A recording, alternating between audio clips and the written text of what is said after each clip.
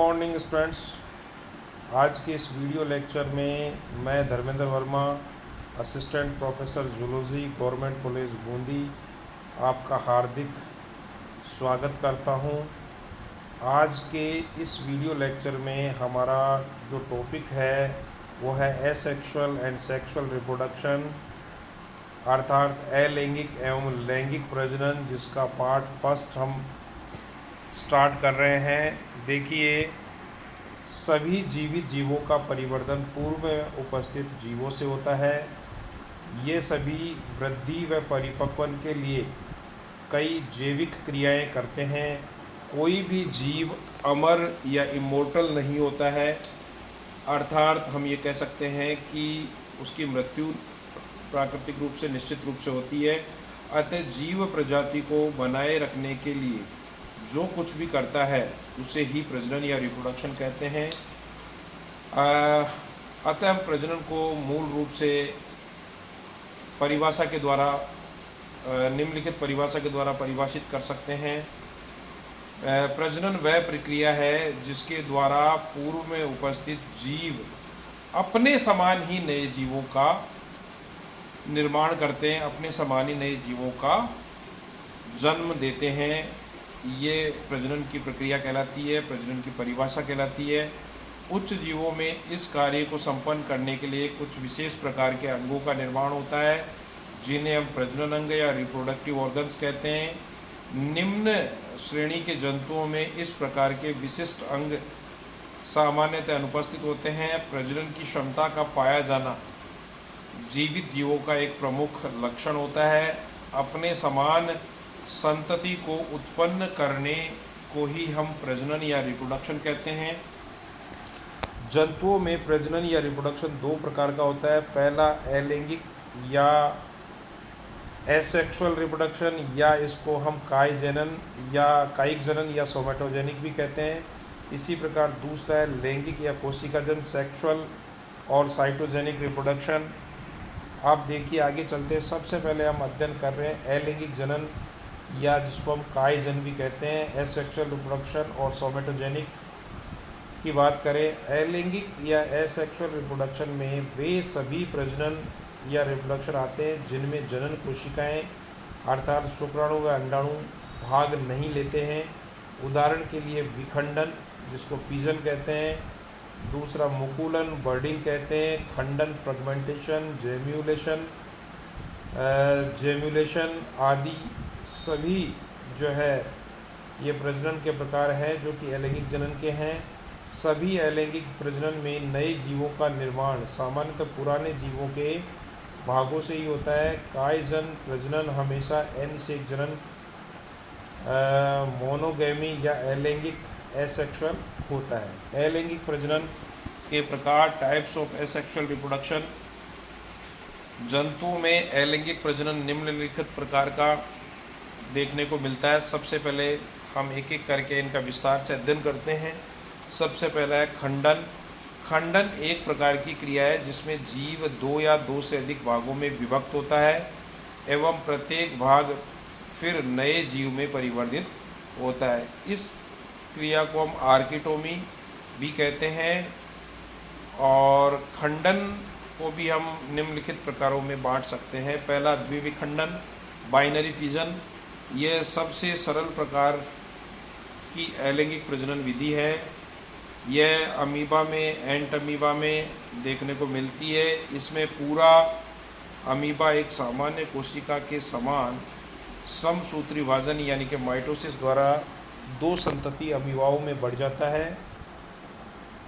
द्विखंडन में वही सभी प्रावस्थाएं होती है जो सामान्य कोशिका समसूत्री विभाजन में देखने को मिलती है, अर्थात वही प्रोफेज, मेटाफेज, एनाफेज और टीलोफेज, और अंत में जो है साइटोकाइनेसिस की क्रिया देखने को इसमें मिलती है। द्विखंडन में केंद्रक झिल्ली अर्थात जो है न्यूक्लियर मेम्ब्रेन हमेशा बनी रहती है। उसके बाद में देखिए, अमीबा में द्विखंडन की प्रावस्थाओं का जो है चित्रण आपके सामने स्क्रीन पर प्रदर्शित हो रहा है। इसमें आप देखिए, सबसे पहले जो है क्रोमेटीन है न्यूक्लियर मेम्ब्रेन में, हनीकॉम्ब के रूप में जो जालक जो है मधुमक्खी के छाते के रूप में, न्यूक्लियोली है। न्यूक्लियर मेम्ब्रेन हमारे को स्पष्ट रूप से दिख रही है। बाहर की ओर हमें प्लाज्मा लेमा या प्लाज्मा मेम्ब्रेन स्पष्ट रूप से दिख रही है। इस समय जो है केंद्रक या हम कहें कि अमीबा की स्थिति इंटरफेज वाली है। उसके बाद जब ये प्रोफेज अवस्था में जाता है तो हम देख रहे हैं कि क्रोमोसोम्स हमारे को दिखाई देने लगते हैं। न्यूक्लियोली डिसइंटीग्रेटिंग जो है न्यूक्लियर मेम्ब्रेन, और ये गायब होने लगती है, लेकिन इसमें न्यूक्लियर मेम्ब्रेन गायब नहीं होती है। फ्रेगमेंटिंग हनीकॉम्ब लेटिस, और जो मधुमक्खी का जो जाल के निवास जो संरचना दिख रही है आपको, उसमें फ्रेगमेंटेशन होता है क्रोमोसोम के अंदर। उसके बाद में ये प्रोफेज की स्थिति है। मेटाफेज में देखिए डॉटर क्रोमोसोम यानी क्रोमेटिड्स जो है हमारे को बिल्कुल सेंटर में दिखाई देंगे। मल्टी पोलर न्यूक्लियर स्पिंडल्स भी हमारे को दिखाई दे रहे हैं। उसके बाद में इस मेटाफेज में डॉटर क्रोमोसोम जो क्रोमेटिड है वो जो है मेटाफेजिक प्लेट पर व्यवस्थित हो रहे हैं।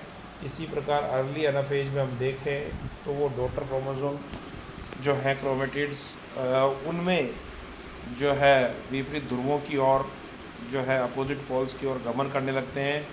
फिर मिड एनाफेज के अंदर जो है गमन करते हुए ये जो है ध्रुवों तक पहुंच जाएंगे और ट्राईपोलर न्यूक्लियर स्पिंडल हमारे को दिख रहे हैं। लेट एनाफेज में आते आते हम देख रहे हैं कि यूनिपोलर न्यूक्लियर स्पिंडल हमारे को दिखाई देंगे और ध्रुवों पर पहुंचकर ये वापस से जो है क्रोमेटिड्स जो हैं वापस से हनीकॉम्ब लेटिस में बदलने लग जाएंगे। उसका टीलोफेज में दोनों डॉटर न्यूक्लियाई डेवलप हो जाएंगे। दोनों डॉटर न्यूक्लियाई जो है अमीबा बनने के लिए उसमें फिर साइटोकाइनेसिस होगा और साइटोकाइनेसिस के कारण फिर इनका जो कोशिका द्रव्य विभाजन हो जाएगा। केंद्रक विभाजन टीलोफेज तक हो चुका है। इस प्रकार एक अमीबा से द्विखंडन विधि द्वारा 2 अमीबा बन जाएंगे। उसके बाद में हम लंबवत द्विखंडन देखें लॉन्जिट्यूडनल बाइनरी फ्यूजन में। इस प्रकार का द्विखंडन सामान्यतः में यूग्लिना में और ट्रिपेनोसोमा में आदि जंतुओं में देखने को मिलता है। लंबवत द्विखंडन में भी सामान्यतः जो विभाजन होता है वो समसूत्री विभाजन माइटोसिस द्वारा ये होता है और यूग्लिना इसमें 2 पुत्री यूग्लिना में विभाजित हो जाता है, परंतु इसमें विभाजन जो खांच होती है वो लॉन्जिट्यूडनल होती है, अनुदैर्ध्य होती है, अर्थात अग्र सिरे से पश्च सिरे तक होती है। एवं केंद्रक में विभाजन जो होता है वो समसूत्री या माइटोसिस के रूप में हमें देखने को मिलता है। डायग्राम में देखिए रिजर्वोयर हमें दिख रहा है, ओल्ड ब्लेफरोप्लास्ट हमें दिख रहा है, न्यू ब्लेफरोप्लास्ट दिख रहा है, इंट्रा न्यूक्लियर बॉडीज़ हमारे को दिखाई दे रही है ट्रिपेनोसोमा में, कॉन्ट्रैक्टाइल वैक्यूल्स हमें दिखाई दे रही है, न्यूक्लियर कॉन्स्ट्रिक्शन हमें दिखाई दे रहा है, लॉन्जिट्यूडनल फूरो बन के जो है ये डिवाइडिंग हो रहे हैं दोनों न्यूक्लियस। उसके बाद में दोनों न्यूक्लियस के डिवाइड होने के बाद देखिए 2 डॉटर यूग्लिनाज दोनों डॉटर यूग्लिनाज बन गए हैं। यूग्लिना में लंबवत द्विखंडन हो रहा है साइटोकाइनेसिस के रूप में और इस प्रकार जो है एक मात्र यूग्लिना से 2 पुत्री या 2 डॉटर यूग्लिना का निर्माण हमारे को स्पष्ट रूप से इस डायग्राम में दिखाई दे रहा है। ये लंबवत द्विखंडन की प्रक्रिया के द्वारा इसमें ऐसा देखने को मिलता है। यूग्लिना में द्विखंडन की स्थिति हमारे सामने है। तीसरा जो है अनुप्रस्थ द्विखंडन ट्रांसवर्स बाइनरी फ्यूजन। इस प्रकार का विखंडन सिलिएट जो है पक्षमाभी प्रोटोजोन्स होते हैं उनमें दिखाई देता है। इस प्रकार का विभाजन में शरीर पहले लंबाई में वृद्धि करता है और बाद में फिर मध्य भाग इसमें संकरा होना प्रारंभ हो जाता है। इसके पश्चात केंद्रक फिर समसूत्री विभाजन या माइटोसिस में चला जाता है और केंद्रक झिल्ली यानी कि न्यूक्लियर मेम्ब्रेन विभाजन के दौरान इसमें भी विलुप्त नहीं होती है। अंत में साइटोकाइनेसिस कोशिका द्रव्य विभाजन के परिणाम स्वरूप 2 पुत्री कोशिकाएं बनती है। उदाहरणार्थ ऐसा पक्षवायु प्रोटोजोन्स में देखने को मिलता है जिसका बहुत ही अच्छा उदाहरण है पैरामीशियम। पैरामीशियम को हम जो है चप्पल आकृति का जंतु या स्लीपराकार एनिमल भी कहते हैं। देखिए, इसमें हमें दो प्रकार के न्यूक्लियस दिखाई देते हैं, एक छोटा न्यूक्लियस और एक बड़ा। छोटे न्यूक्लियस को माइक्रो न्यूक्लियस, बड़े को मैक्रो न्यूक्लियस कहते हैं। साथ ही हमें कॉन्ट्रैक्टाइल वैक्यूल्स भी दिखाई देगी। ओरल ग्रूव खांच हमें दिखाई देती है, जिस ओर के सीलिया काफ़ी बड़े होते हैं शरीर के अन्य सीलियाओं की तुलना में। अब देखिए, मैक्रो न्यूक्लियस डिवाइडिंग माइटोटिकली। जो मैक्रो न्यूक्लियस है वो कोशिका समसूत्री विभाजन के द्वारा जो है डिवाइड होने लग जाता है। ओरल ग्रूव डिसअपेयरिंग हो जाती है। और उसके बाद जब हम चलें तो micro nucleus dividing mitotically, sorry, अब छोटा वाला जो न्यूक्लियस है वो भी समसूत्री विभाजन द्वारा डिवाइड हो जाएगा।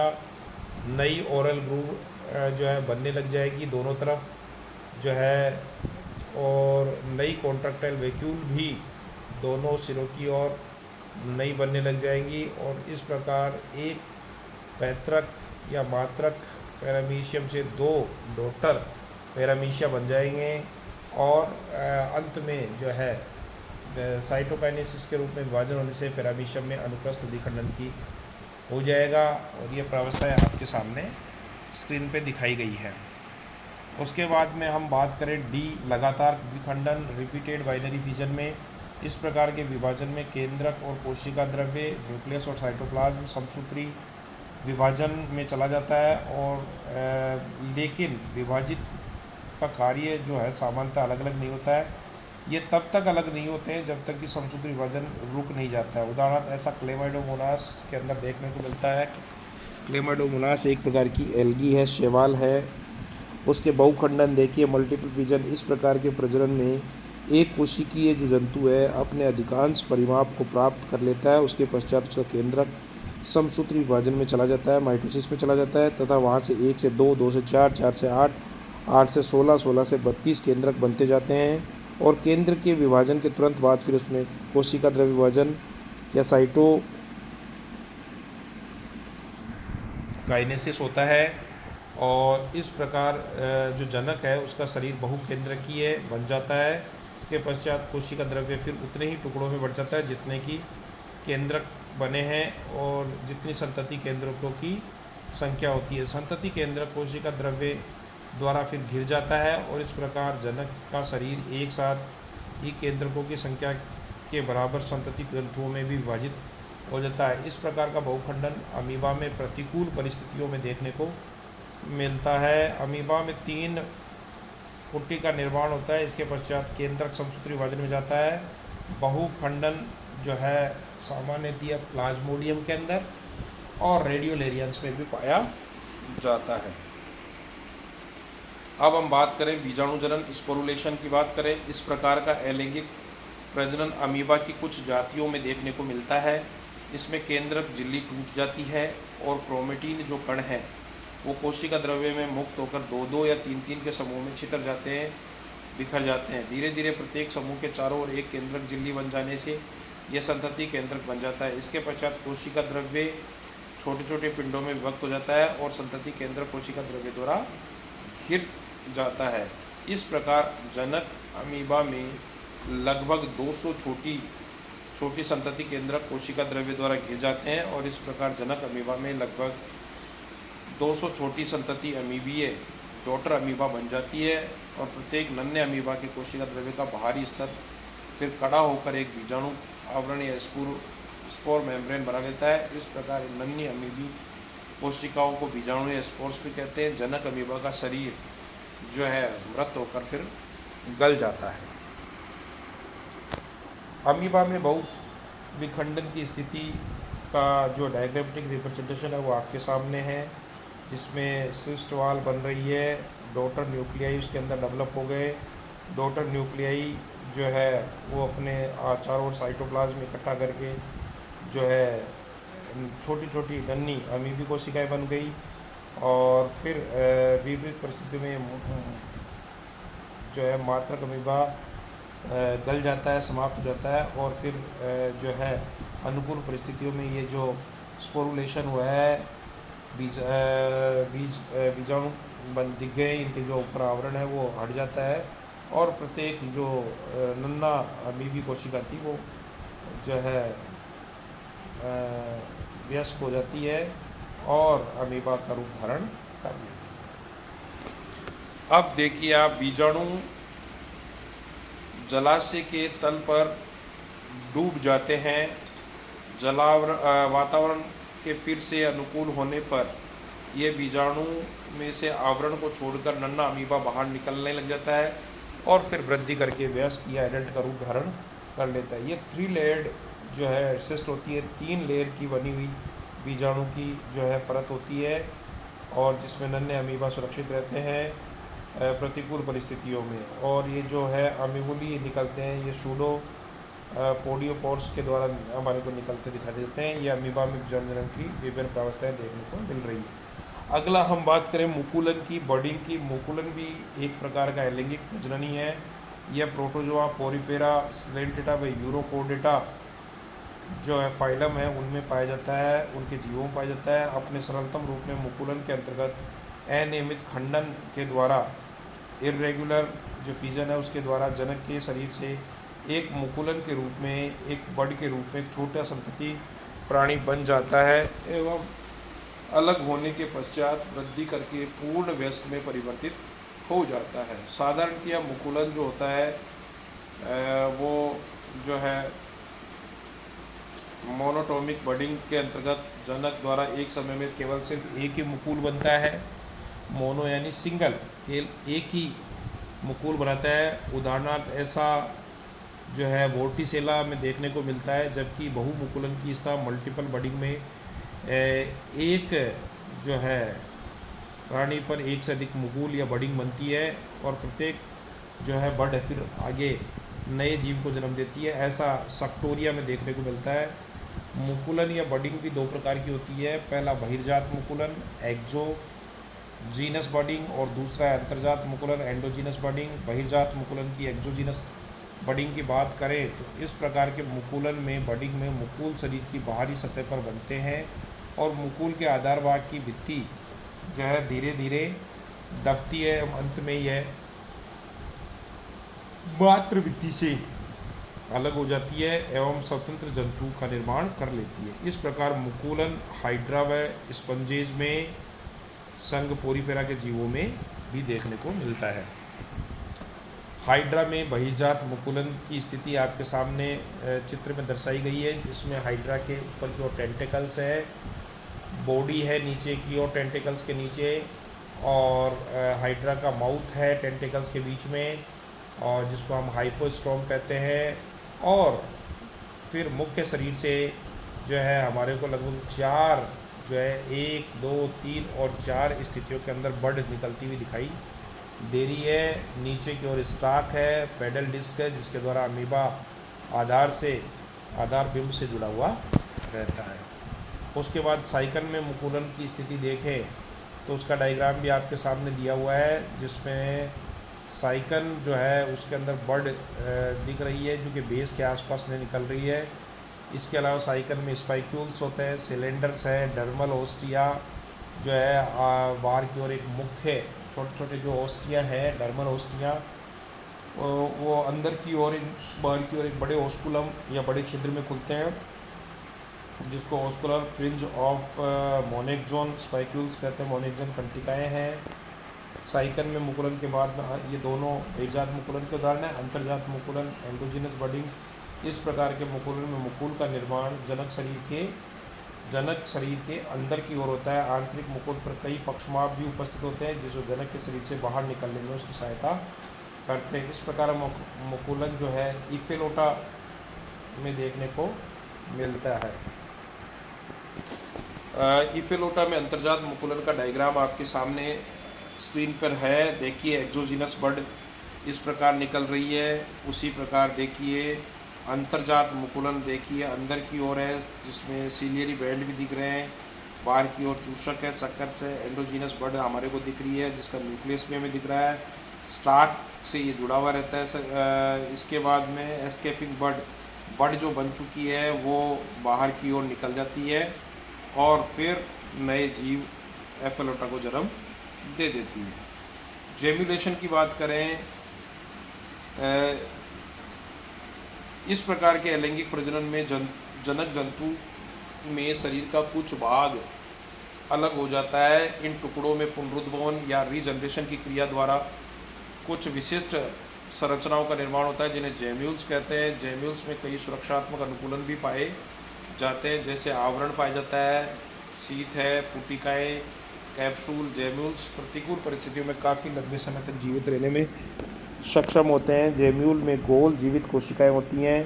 अनुकूल परिस्थितियों के लौटने पर ये कोशिकाएं माइक्रोपाइल से बाहर निकलकर नए स्पंजों का निर्माण कर लेती है और जेम्यूलों का निर्माण अलवणीय जलीय स्पंजों में देखने को मिलता है।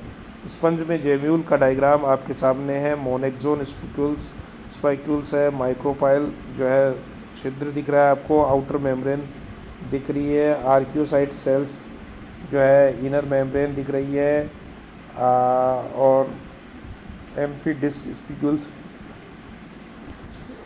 दिखाई दे रहे हैं, माइक्रोपाइल दिखाई दे रहा है। ऐसा स्पंज में जेम्यूल बनता है। थैंक्स।